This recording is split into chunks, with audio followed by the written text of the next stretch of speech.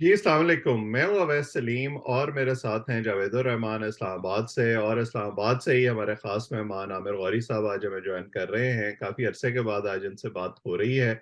ये क्योंकि सीनियर सहाफ़ी तो हैं ही, साथ साथ पावर कॉरिडोर्स में घूमते रहते हैं, इनको वहाँ से खबरें मिलती रहती हैं। तो हमने सोचा कि ये जो आजकल एक बड़ी कॉम्प्लेक्स किस्म की सिचुएशन है और किसी को कोई समझ नहीं आ रहा कि होने क्या जा रहा है, इसके बारे में इनसे पूछें कि इन्हें क्या समझ आ रहा है। तो गौरी साहब आपका शुक्रिया, जावेद साहब आपका भी शुक्रिया। जरा गौरी साहब ये बताएं कि मेरा ख्याल है कि मैं शुरू करता हूँ इमरान खान साहब के जलसे से। इमरान खान साहब ने जो जलसा किया उसमें उन्होंने अपना 10 नुकाती एजेंडा दिया। वो कहते हैं कि मेरे पास मुल्क को मुश्किलात से निकालने का प्लान है, सियासी जो इस्तेहकाम है वो भी आ जाएगा, और मैं मईशत को भी ठीक कर सकता हूँ, आप बस फौरी तौर पर इलेक्शन कराएं। दूसरी साइड जो है वो इलेक्शन कराने पर फिलहाल आमादा नजर आती नहीं है। तो आप कैसे देखते हैं कि ये जो लॉग जैम इस वक्त हुआ हुआ है, ये परसिस्ट करेगा या इसका कोई फौरी हल नजर आता है आपको? वैस thank you very much for taking me in your program. देखें, जलसा जो है कल का उनका, उस पे जो सोशल मीडिया पे डिबेट है वो तो उसी तरह पहले डिबेट की तरह के नंबर गेम, तारीखी जलसा, पाकिस्तान की तारीख का बड़ा, और ये वो सारा कुछ जो है। और उसमें कोई शक नहीं कि जलसा जो है इमरान खान का वो बड़ा ही होता है, ठीक है ना, इस वजह से कि he is a popular leader. लेकिन अगर तो थोड़ा सा क्रिटिकली देखा जाए कि अगर फिर इसके सिर्फ लाहौर में देख लें कि उनके पास जो नेशनल असेंबली की सीट्स हैं और जो प्रोविंशियल असेंबली की सीट्स हैं, उसके अंदर जो वोटर ही थे वो आप समझे 5 से 10 लाख के दरमियान थे। तो अगर सिर्फ वोटर ही आ जाते, और मोहब्बत तो उनकी जो है वो बहुत बड़ी हुई है, तो पाकिस्तान के अंदर एक और जो है भूचाल मच जाता। लेकिन सवाल ये है कि अगर तो जल्द से जुलूस से इलेक्शंस होने हो तो फिर तो खान साहब जीते बैठे हैं। हम्म। लेकिन मुझे इस तरह लगता है कि खान साहब जो है वो आहिस्ता आहिस्ता झुंझलाते जा रहे हैं, और वो ऐसी ऐसी गलती कर रहे हैं, ऐसी ऐसी बातें करते हैं कि मुझे लगता है कि वो तनहा होते जा रहे हैं। उनकी अपनी पार्टी के अंदर जो क्रैक्स हैं वो इम्पोर्टेंट है बहुत ज्यादा। उनकी जो फ्रंट लाइन लीडरशिप है वो इस वक्त उनके साथ खड़ी नजर नहीं आती रोजाना के, मतलब आप समझे, जलसे जुलूस के अंदर। हम्म। वो खुद जो है बाहर निकलने से डरते हैं। वो कहते हैं कि मुझे मार दिया जाएगा, और फिर वो डेडलाइन देते हैं कि आज नहीं तो कल, कल नहीं तो परसों इनका मंसूबा है। अब मंसूबों को पता उन्हीं उन्हीं को लगता है, और वो बड़े जो है कमजोर मंसूबा साज हैं कि एक तो उनका मंसूबा जो है वो इन तक पहुंच जाता है और फिर वो मंसूबे पे अमल भी नहीं करते। हम्म। लेकिन दिस इज थोड़ा सा flip argument. On a serious level मुझे इस तरह लगता है कि वैस के एक तो जो पाकिस्तान के आप समझिए सबसे अहम अदारे हैं, उनके दरमियान जो झगड़ा है वो अब इनकी सारे जितने पॉलिटिकल लीडर्स हैं उनकी ब्लोटेड ईगोज की वजह से कॉम्प्लेक्स होता जा रहा है। हम्म। आज जो लेटर वजीर आजम ने वापस लिखा है सदर को, और उनको ये बताया है कि भाईजान आप सदर पाकिस्तान हैं, आप पीटीआई के कारकुन नहीं है। हम्म। क्योंकि हमने तारीख में पहली दफा देखा है कि सदर जो है वो अपनी जिस पार्टी से उसका ताल्लुक था उसके हुक्मरान को मिलने के लिए खुद वजाते खुद जो है वो ट्रेवल करके लाहौर जाता है और उसके साथ वहां जाके मशवरा करता है। तो फिर कोई आदमी उसको पाकिस्तान का सदर माने, किस तरह माने? हम्म। इसका मतलब है कि अगर जो आप लीडर जो जो खत लिख रहे हैं प्राइम मिनिस्टर को, आपको ये पता है कि आइन के अंदर प्रेसिडेंट जो है वो हर चीज के अंदर वजीर आजम के मशवरे से, वजीर आजम और कैबिनेट के मशवरे से जो है चलता है, उनकी सवाबदीद के ऊपर चलता है। लेकिन हमारे यहाँ जो हिस्ट्री रही है ना अवैस, पाकिस्तान के अंदर कभी पार्लियामेंट्री फॉर्म ऑफ गवर्नमेंट, कभी प्रेसिडेंशियल, और प्रेसिडेंशियल आता था उस वक्त जिस वक्त पाकिस्तान में मार्शल लॉ लगता था। हम्म। तो उसका सदर जो है वो बहुत ज्यादा पावर रखता है, चाहे अयूब खान हो, जियाउल हक हो, मुशर्रफ हो। तो इस तरह लगता है कि जो जमहूरी दौर के सदर हैं वो भी अपने आप को उतना ही पावरफुल सदर समझते हम्म। हैं या नहीं, वो एक और बात है। क्योंकि आइन के अंदर तो उनके पास ऐसी कोई पावर नहीं। तो अब अगर फर्ज किया वजीर आजम जो है वो उनको जवाब लिखे कि आप जो है ये पीआर प्रेस रिलीज लिखी है आपने पार्टी की, और आइंदा ऐसी हरकतें ना करें आप, तो एक तो सदर और वजीर आजम के दरमियान जो है वो झगड़ा बढ़ता जा रहा है। हम्म। दूसरी तरफ से बार बार जो है वो इन्वोक कर रहे हैं इमरान खान अदलिया को, और वही कह रहे हैं कि अदलिया ही के ऊपर अब उनको एतबार है, क्योंकि उनको जिन पे पहले एतबार था रावलपिंडी वालों पे, वो तो एतबार नहीं रहा जब से चेंज ऑफ कमांड हुई है। और उनके जो साथी हैं, उनके जो सपोर्टर हैं, वो इस वक्त प्रेजेंट जो लीडरशिप है मिलिट्री की, उसको हर तरह के तबर्रे सुना रहे हैं। हम्म। पाकिस्तान से बाहर तो बहुत ही गंदे खबर रहे हैं, लेकिन यहाँ पे भी लोग बाज नहीं आ रहे। तो इस तरह लगता है कि ये झगड़ा जो है ना, उसके अंदर गवर्नमेंट का तो मुझे लगता है कि सिर्फ और सिर्फ मतमा नजर ये है कि शख्स को डरा के रखा जाए। हम्म। और बाकी ये कि इलेक्शन की उन्होंने एक डेट दे दी 8 अक्टूबर की। उस वक्त तक दोनों जो चीजें हैं, जो टॉप टीम है यानी रावलपिंडी की टॉप टीम, वो भी फुल फोर्स में आ चुकी होगी। आसिम मुनीर साहब जो हैं, वो उनके बहुत सारे साथी जो हैं वो अब रिटायर हो चुके होंगे, जो इस वक्त उनके साथी हैं। और फिर उनकी अपनी सिलेक्टेड टीम जो है वो कोर कमांडर्स के तौर पर उनके साथ बैठेगी। और दूसरी जो पावरफुल टीम है वो कॉन्स्टिट्यूशन एवेन्यू में बैठेगी, काजी फायज ईसा के साथी जो हैं जजेस, उनकी सूरत में। और मुझे इस तरह लगता है कि इमरान खान और उनके साथी जो हैं, उनको अब डर इस बात का है कि अगर ये मामला जो है ये सारे का सारा वहां पहुंच गया अक्टूबर तक, और बंदयाल साहब रिटायर हो चुके, और तो फिर तो जो वो कह रहे हैं उसको शायद हकीकत में तब्दील करने में उन्हें बहुत प्रॉब्लम होगा। इसलिए कि पिछली दफा सब लोगों को पता है कि उनका जो ट्रक है वो किसने भरा था, वो इलेक्टेबल्स और सिलेक्टेबल्स कौन लोग थे। क्या वो इलेक्टेबल्स उनके साथ इस दफा होंगे या नहीं होंगे? क्या इस दफा जो है उनके जो सिलेक्टेड पार्टी कैंडिडेट्स होंगे कॉन्स्टिट्यूंसी में, उनकी जो आप ये समझिए एक्सेप्टेंस उनके वोटर्स के लिए होगी या नहीं होगी? मैं आपको बताऊं, उनकी पार्टी जो है वो हर दफा लड़ पड़ती है जब कुछ लोग जो हैं वो जरूरत से ज्यादा इंपॉर्टेंट होते हैं पार्टी के अंदर और इमरान खान के करीब होते हैं। अब आप फिर दूसरी तरफ देख लेंगे, अगर थोड़ा सा निटी ग्रिटी किया जाए, कि इस दफा मुझे सिंध और बलूचिस्तान में इमरान खान की कहीं कोई प्रेजेंस नजर नहीं आती। तो तकरीबन आप ये समझ लिए कि 76-77 सीटें जो हैं वहां तो खान साहब है ही नहीं। केपी के अंदर हो सकता है इनका मुकाबला जो है, चाहे ये बेशक इलेक्शन स्वीप कर जाए, लेकिन कहीं ना कहीं जो छोटी पॉकेट्स हैं उसके अंदर दूसरी पार्टीज जो हैं उन्होंने इनरोड्स बनाए हैं। तो असल मामला जो है दंगल वो तो पंजाब में होगा। तो पंजाब की जो 141 सीटें हैं, अब ये नहीं होगा कि खान साहब 141 की 141 जीत जाएंगे। उनमें से आधी भी जीत जाएं, आधी से थोड़ी सी ज्यादा भी जीत जाएं, तो भी इसका मतलब है कि वो जो उनकी एक्चुअल उनके जो सोशल मीडिया ट्रेंड चला रहा है कि पीटीआई 2/3, ये इस तरह के ख्वाब जो हैं। और फिर जो उन्होंने, आपने जिस तरह पूछा कि उन्होंने एक नया एजेंडा दिया है 10 नुकाती, तो पहले पूछना तो ये जरूरी है कि जो पिछली दफा 11 नुकाती एजेंडा दिया था, वो कट्टे किधर हैं, वो अंडे किधर हैं, और वो मुर्गियां किधर हैं जो अवाम को दी जानी थी। और फिर उसके साथ साथ टूरिज्म जो है उसके ऊपर लोग आएंगे और पाकिस्तान के अंदर, ये इतनी फ्रिवलेस एक्सरसाइज है। अवैस के मुझे लगता है कि इस आदमी ने देखा ना, चूंकि बेचारे ने अपना किचन तक तो चलाया नहीं है। पाकिस्तान जैसा मुश्किल मुल्क और इतने ज्यादा मुश्किल इकोनॉमिक और इंटरनेशनल हालात में चलाना, लेकिन चूंकि भाई साहब जो हैं उनका काम ये है कि उन्होंने इतना डंप डाउन कर दिया है पाकिस्तान की यूथ को कि वो नारे शारे लगाने से आगे सोचते नहीं है। तो मेरा ख्याल है कि अभी तो फिलहाल जो गेम है वो खान साहब के हाथ से स्लिप हो रही है। और दूसरी साइड लगती इस तरह जिस तरह मार खाई हुई है, लेकिन मैं बता रहा हूँ वो उन्होंने पहले मारें खाई हुई हैं, ठीक है ना। तो वो जो है वो आराम से इनको डराते डरूते रहेंगे, और उन्होंने कोशिश ये करनी है कि 1 महीने के बाद जैसे रमजान खत्म होगा तो गेम जो है वो आगे प्रोग्राम में चल के मैं आपको बताऊंगा। मेरा एक कंस्पिरेसी थ्योरी भी है कि ये सारा कुछ क्यों कर रहे हैं, ठीक है ना। तो मेरा अपना ख्याल है कि दे will start gaining few brown points. चलें, आपकी कॉन्स्पिरेसी थ्योरी से पहले मुझे लग रहा है कि जावेद साहब के पास कोई सवाल है। वारिस साहब, आपने बिल्कुल आपकी कॉन्स्पिरेसी थ्योरी के जिस तरह आपने जिक्र किया, पहले तो दिल कर रहा है कि आपसे फौरी तौर पे वो पूछा जाए।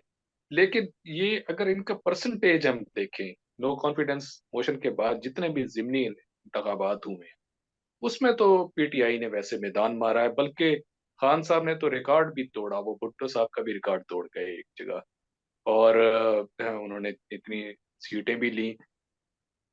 मौजूदा हुकूमत को अगर हम देखें तो अब हालात थोड़े से झंझलाए हुए से लग रही हैं। अगर आपने राना सनाउल्लाह साहब का बयान सुना हो, जो वो उसमें वो क्या कह रहे हैं कि या हम रहेंगे या ये रहेंगे, इस किस्म की बातें होने लग गई हैं। एफबीआर की तरफ के मुलाजिम की तरफ से जो खत लिखा गया, ये चीजें अब बहुत ज्यादा इनके सामने आ रही। इससे ये कैसे डील करेंगे, इसका जरूर मैं आपसे पूछूंगा। फिर आपकी कॉन्स्पिरेसी थ्योरी के बारे में भी जानेंगे, आखिर वो क्या है।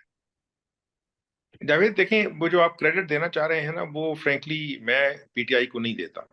देखें, इसमें कोई शक नहीं कि इमरान खान इस वक्त जो है वो पाकिस्तान के मोस्ट पॉपुलर लीडर हैं, as long as Nawaz Sharif does not return.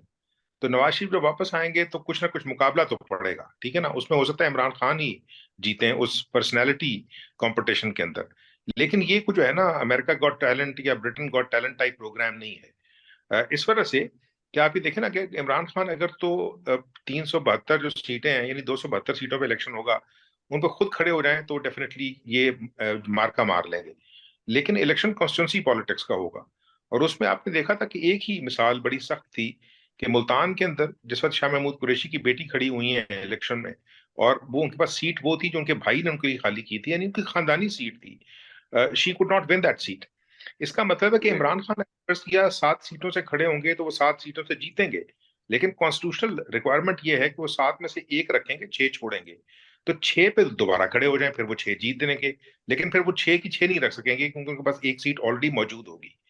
तो जो तमाम लोग उनके पास खड़े होंगे, उनकी एबिलिटी देखे ना। पिछली दफा वो जो लोग खड़े किए गए थे या दिए गए थे साउथ पंजाब के अंदर से, अगर फर्ज के पंजाब को अगर देख लें, नॉर्थ पंजाब का अपना डायनामिक है, साउथ पंजाब का साहिवाल से आगे जाएंगे तो वो और डायनामिक है। उसके अंदर जो लोग हैं, एमपीज हैं, जो एमपीए बनते हैं, एमएनए बनते हैं, उनकी 46 के बैकग्राउंड, करीब है। वो इस वजह से कि वो सारे के सारे रूरल हैं, और वो हमेशा पावर स्ट्रक्चर का हिस्सा रहना चाहते हैं।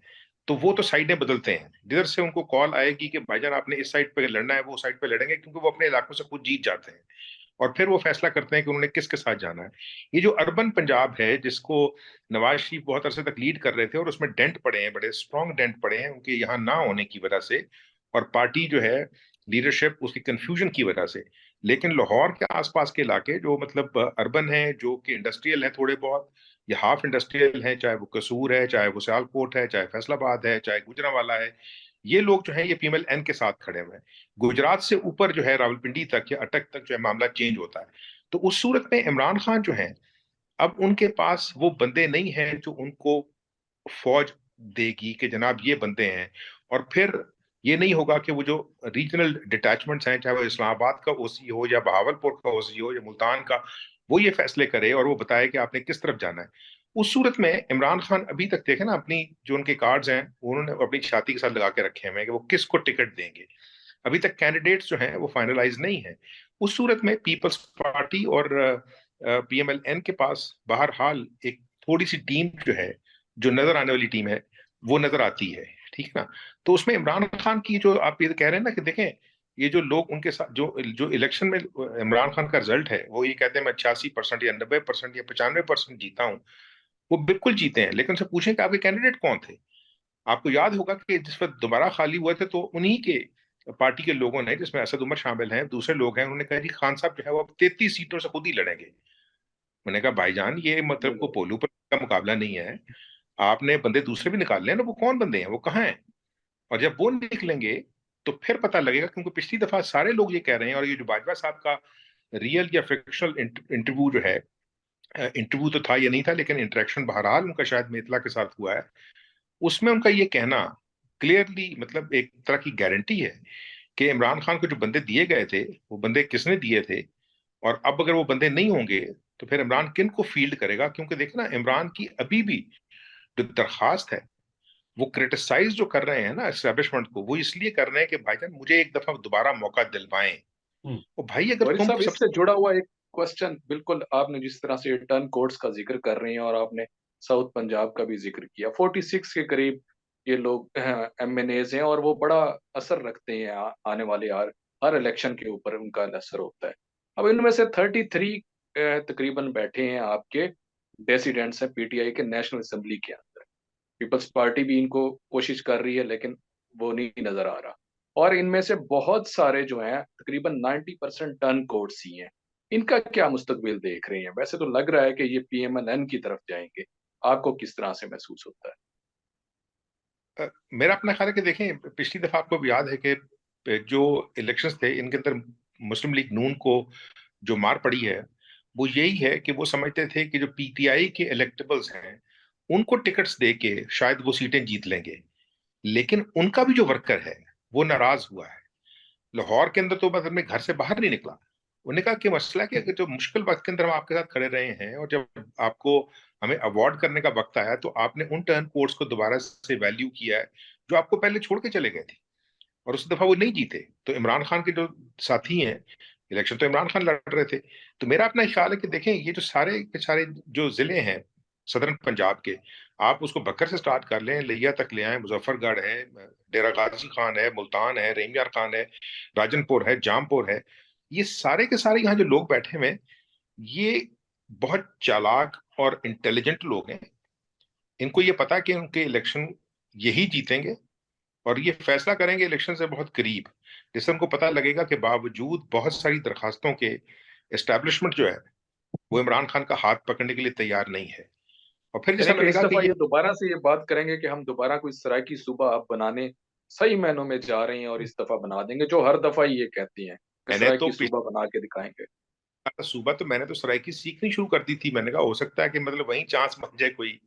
तो मैं जब लोगों से पूछता हूँ, जो लोग सराइकी से है, कि तुसा मतलब तुसा सेटलर हो या तुसा मतलब लोकल इलाके तो घर से सराइकी बुलंदी होते, मैं ही सराइकी जड़ा है वो कोशिश शुरू की थी मैंने। लेकिन मेरा अपना ख्याल है कि देखें, ये सारे लोग जो हैं, अ, अ, अगर फर्ज के देखें ना, जो जहांगीर तरीन के साथ हुआ है, जहांगीर तरीन जो है वो पता नहीं क्या कोई मोजा ही होगा कि वो दोबारा इमरान खान के साथ बैठना पसंद करेगा। ठीक है, तो अगर उसके ग्रुप के साथ लेट से 10 ही लोग हैं, लोग बाज जो है वो क्लेम करते हैं कि 20-25 हैं, लेकिन अगर 10 ही एमएनएस हों और 15-20 एमपीए हों, तो कल को वो जो है वो क्लेम कर सकता है, यानी दोनों बड़े ग्रुप से, यानी नवाज शरीफ ग्रुप से भी और जरदारी ग्रुप से भी, कि देखें जी अगर हम आपके साथ एसोसिएट होते हैं, तो अगर चौधरी साहब गुजरात जो है वो 6 सीटों के साथ या 10 सीटों के साथ प्रोविंशियल, ठीक है ना, और 4-5 नेशनल के साथ वो इतना पावर होल्ड कर सकते हैं, दिस इज आवर चांस, ठीक है ना। तो कल को कोई पता नहीं जहांगीर तरीन जो है, क्योंकि देखें कुछ फैसले बहरहाल होने हैं सुप्रीम कोर्ट से, वो फैसले जिनका सारे लोग जो उन फैसलों के पीछे काम कर रहे थे, उन्होंने एडमिट किया कि वो फैसले पॉलिटिकल फैसले थे। अगर वो कल को रिवर्स होते हैं, तो फिर जो डायनामिक्स हैं, बाद लोग जिनको निकाला गया है, और वो दो ही बड़े लोग हैं, यानी एक नवाज शरीफ है और जहांगीर तरीन है, तो जो पावर डायनामिक्स हैं वो चेंज होंगे। और इमरान खान जो है वहां पे, मुझे इस तरह नहीं लगता कि वो जो अपने आप को उस तरह बेच सकेंगे अपने लोगों को, जो जिनको वो फील करेंगे कैंडिडेट के तौर पे। अच्छा, जब आप और ये सब ये आपके बात करते हैं कि रमजान के बाद गेन करना शुरू करेगी हुकूमत, उसके दो जो है ना वो पैरेलल टेंजेंट्स हैं। एक तो है माशी, उसमें अभी तक आईएमएफ के साथ इनके मुज़ाकरात उस तरह से कामयाब नहीं हो रहे, जो दोस्त ममालिक से इनको उम्मीद थी वो भी उस तरह से पूरी नहीं हुई। दूसरा है सियासी, जिसके लिए अब टास्क दिया गया है मरियम नवाज साहिबा को, उनको चीफ ऑर्गेनाइजर बनाया गया है। थोड़ा सा अगर आप इसको एक्सप्लेन करें कि आप कैसे देखते हैं इन दोनों महाजों पर चीजें पैन आउट होते हुए। अब ये बड़ा जबरदस्त सवाल है अवैस आपका, और मैं दोनों को ट्रीट करने की कोशिश करता हूँ जितना थोड़ी बहुत मुझे समझ है। देखिए, जो पहला सवाल है, मुझे इस तरह लगता है कि आईएमएफ के साथ जो मामलात हैं वो फंसे हुए तो 2019 से हैं। हम्म। यानी जो स्टेटमेंट्स आज दे रहे हैं इसाक डार, एग्जैक्टली इसी तरह की स्टेटमेंट्स आपको असद उमर की भी मिल जाएंगी। हम्म। और उसके बाद जो बाकी 4-5 फाइनेंस मिनिस्टर आए हैं उनकी भी होगी कि स्टाफ लेवल एग्रीमेंट बिल्कुल होने वाला है, अगले हफ्ते नहीं होगा तो उससे अगले हफ्ते हो जाएगा। मुझे याद है कि शौकत तरीन जब अपनी बातचीत करके आए थे, तो उन्होंने भी यही कहा था प्रेस कॉन्फ्रेंस में इस्लामाबाद में, कि बस अब ये 2 हफ्ते की बात है। अब वो 2 हफ्ते जो है वो 3.5 साल में बदल चुके हैं। इसका मतलब है कि आईएमएफ का एजेंडा पाकिस्तान के साथ कुछ और है। जहां तक जो जिन मुल्कों की बात कर रहे हैं कि जिनसे इनको एड मिलने की उम्मीद है, सैडली अब पाकिस्तान के पास वो 4-5 ही लोग हैं जो बायलैटरल पाकिस्तान की मदद करेंगे। हम्म। मल्टीलैटरल अदारे जो हैं वो तो उन्होंने अपना हाथ पीछे खींचा हुआ है, और उसकी रीजन शायद जो है वो ग्लोबल पॉलिटिक्स की हैं, कि पाकिस्तान जो है वो चाइना की तरफ लीन करेगा, या पाकिस्तान जो है वो वॉशिंगटन के साथ और जो ब्रेटन वुड इंस्टीट्यूशन है उनके साथ खड़ा रहेगा।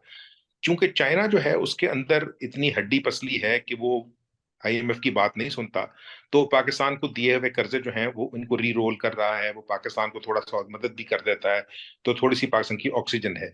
लेकिन मैं आपको बताऊं, मेरी अपनी जो बात यहाँ पे जो एम्बेसडर्स हैं और जो सीनियर डिप्लोमेट्स हैं, जब उनसे हुई थी लास्ट ईयर, यानी गवर्नमेंट के भी चेंज के विद इन वीक्स, तो उस वक्त इंपॉर्टेंट जो एम्बेसडर्स हैं उनके साथ चूंकि अंडरस्टैंडिंग थी कि उनका नाम नहीं लिया जाएगा, तो उन्होंने ये कहा था कि देखिए, हमने ये फैसला तो कर लिया है कि हमने पाकिस्तान की मदद करनी है, लेकिन उसके लिए पाकिस्तान को आईएमएफ के साथ अपने मामलात जो हैं वो सॉर्ट आउट करने होंगे। अब आईएमएफ ने बहुत सारी चीजें जो है पाकिस्तान से करवा ली हैं, जो टेक्निकली तो पाकिस्तान की हुकूमत को खुद करनी चाहिए थी, हम्म। चाहे वो टैक्सेशन के मामलात हैं, चाहे वो यानी जो अमीर लोगों के ऊपर टैक्सेशन ज्यादा और छोटों को अब सब्सिडी देने का जो मामला है उसके ऊपर, वो सारी निटी ग्रिटी ऑलमोस्ट सॉल्व है।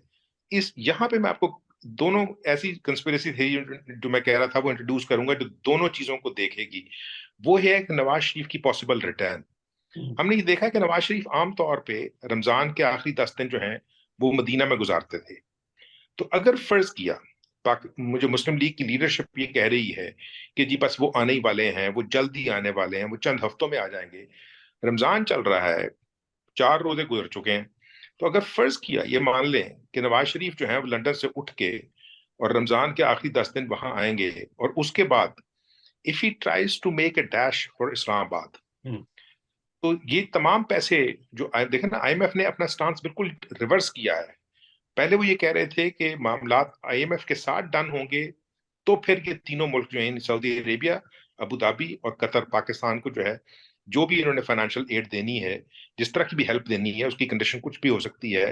वो डिफर्ड पेमेंट्स हो सकती हैं ऑयल के ऊपर, वो कुछ पैसे जो इनके यहाँ पे रखवाने हैं ताकि इनका जो सो कॉल्ड यानी आप ये समझिए क्रेडिट रेफरेंस है वो बेहतर हो जाए इंटरनेशनल फाइनेंशियल इंस्टीट्यूशंस के साथ।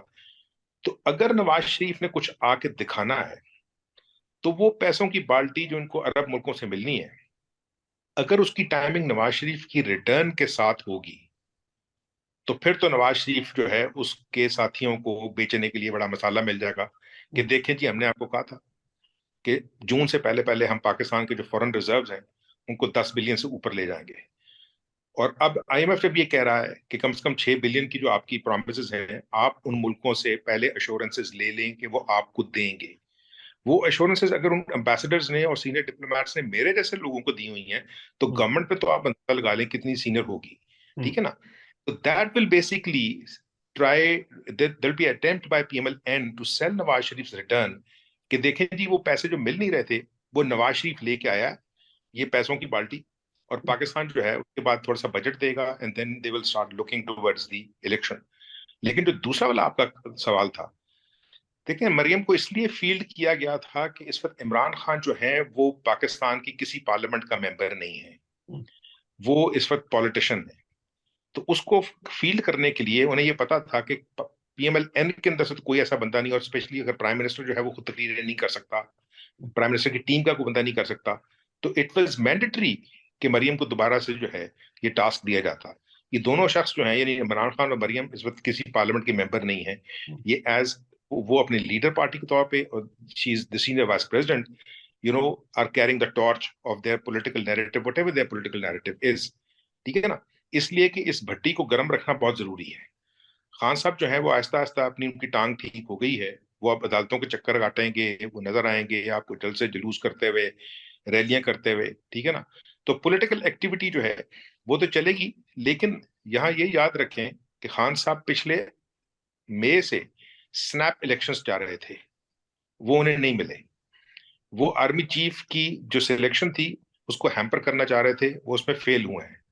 उन्होंने उस शख्स को जिसको वो रोकना चाहते थे वो नहीं रोक सके।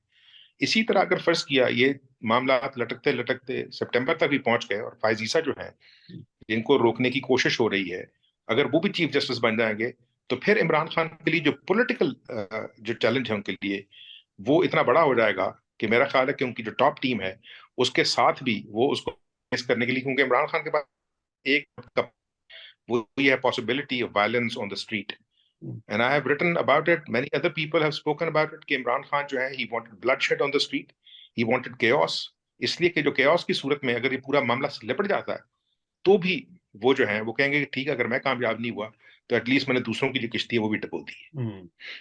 वारिस बिल्कुल साहब, सही। इसके अभी जी आपने जी। इलेक्शंस का जिक्र किया, और इलेक्शन में आपकी अगर ट्विटर की टाइमलाइन देखी जाए, और आप अक्सर लिखते भी हैं, तबसरे भी करते हैं, आपने पहले एक प्रेडिक्ट किया था कि पंजाब के इलेक्शन पोस्टपोन हो जाएंगे। अब कल इलेक्शन कमीशन ने बैठना है इसके ऊपर कि केपीके के इलेक्शन का क्या किया जाए, क्योंकि गवर्नर ने खत लिखा है कि वहाँ सूरत हाल बड़ी, लॉ एंड ऑर्डर सिचुएशन बहुत ज्यादा खराब है। तो क्या देख रहे हैं कि इधर के भी इलेक्शन डिले हो जाएंगे? वो भी तो चाह रहे हैं कि 5 महीने मजीद डिले किया जाए और सेम डेट दी जाए जो पंजाब के इलेक्शन की दी गई है। तो वहां का फेट भी तकरीबन उसी किस्म की लग रही है आपको? जावेद जैसा हम लिख रहे थे ना, तो उसकी रीजन ये थी कि देखें पॉलिटिकल सेंस जो है ना वो नहीं चाहती कि इलेक्शन होते इन दोनों सूबों के अंदर। एक तो मतलब सेंस बनती नहीं थी असेंबलियां तोड़ने की। और यहां से पता लगता है कि इमरान खान जो है उनकी ईगो उनकी पॉलिटिक्स से ज्यादा बड़ी है। भाई अगर उनके, आप यकीन करें ना, अब दोनों सूबों में हुकूमतें होती तो इन्होंने सेंट्रल यानी हुकूमत की, फेडरल हुकूमत के नाक से धुआं निकाला होना चाहिए था। ठीक है ना। बहुत कोशिश की चौधरी परवेज लाई ने कि ना तोड़े ना तोड़े, इस वजह से कि हमारे पास जो आखिरी फाइनल पावर है।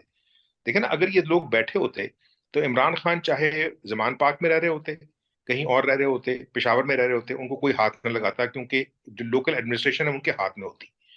अब इन्होंने लोकल एडमिनिस्ट्रेशन अपने हाथ से निकाल दी। इसका मतलब है वो कहीं भी गिरफ्तार हो सकते हैं। अब उन्होंने ला के लोग बिठाए में बाहर झगड़ा करने के लिए कोशिश करते रहते हैं।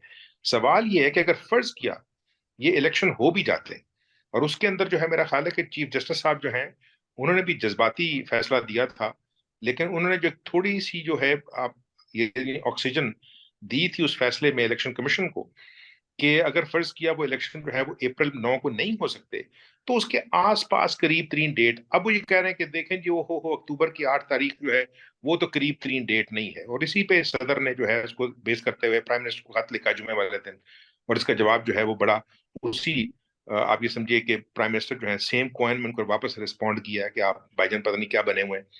लेकिन जो सवाल ये है कि अगर फर्ज किया ये हुकूमतें बन भी जाती, इलेक्शन हो जाते, तो फिर जिस वक्त नेशनल इलेक्शन होने हैं, तो क्या फिर उस वक्त जो है वो केपी और पंजाब की जो गवर्नमेंट्स हैं उनको डिसॉल्व किया जाता?